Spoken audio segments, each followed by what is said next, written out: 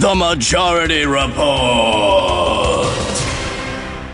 Two AIPAC officials, Steve Rosen and Keith Weissman, who were charged in 2004 with espionage for allegedly pressuring a Washington Post reporter into running classified U.S. government information they had obtained about Iran. Now, AIPAC, for those of you who don't know, is the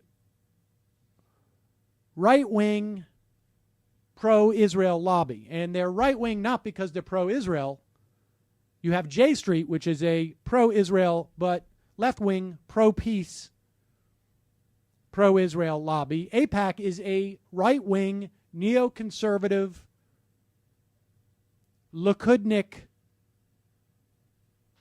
lobby, which has consistently pushed America to push Israel to be far more belligerent in that country. It caused all sorts of problems when it came to that invasion of Lebanon, ostensibly to fight Hezbollah. And there were two members who were charged with espionage in 2004. The charges were dropped last year, supposedly due to lack of evidence. I have no reason to believe otherwise, although that's, who knows. And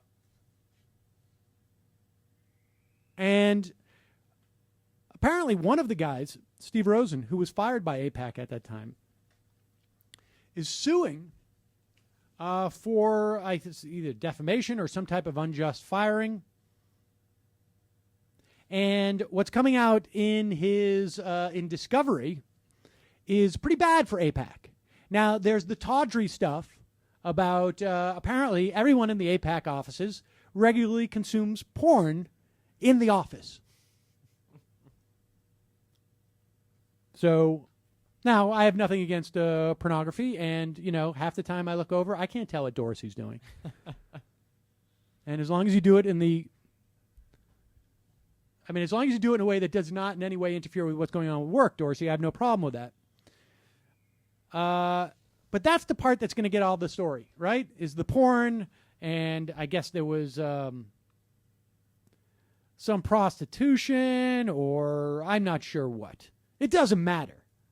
The pornography, great. At least they're human there.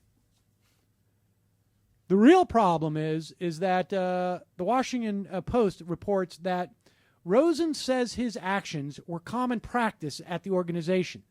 AIPAC fired him, and their defense is that we fired him for his conduct in terms of getting involved in this. It may not have reached the level of criminality ultimately, but he should not be trading in this type of top secret information. But Rosen says his actions are common practice. He said that his next move is to show that AIPAC regularly traffics in sensitive U.S. government information, particularly dealing with the Middle East, which makes most sense. He says, by email to the Washington Post, I will introduce documentary evidence that AIPAC approved of the receipt of classified information. Most instances of actual receipt are hard to document because orally received information rarely comes with classified stamps on it, nor records alerts that the information is classified.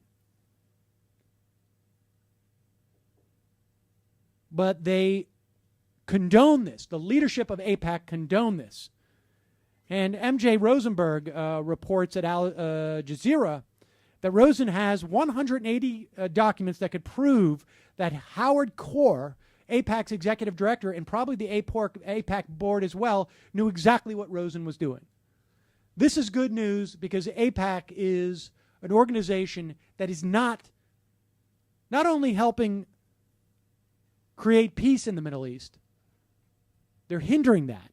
Not only are they promoting the continuance of settlements on land on the West Bank that is not Israel land, that is occupied territories, but in my estimation, as someone who is generally pro-Israel, certainly pro-Israel, pro the concept of Israel, and has an emotional attachment to that country, I think they're doing more to damage the future prospects and viability of Israel as a democratic state in the future than any other American organization that exists now. I think at times they were actually even worse than the Bush administration because they were pushing the Bush administration to push Israel in ways that were not healthy for Israel. Israel always has depended on the American administrations providing a check against what they feel they need to do to address domestic concerns.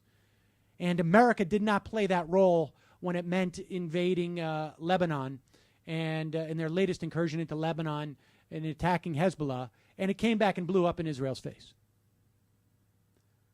So we need a strong buffer with the U.S. administration against Israel's more aggressive tendencies. And a PAC like AIPAC hurts that effort. And so anything that hurts AIPAC, in my mind, is a positive thing. You know, people should go and respond to this AIPAC story by contributing to J Street. The Majority Report.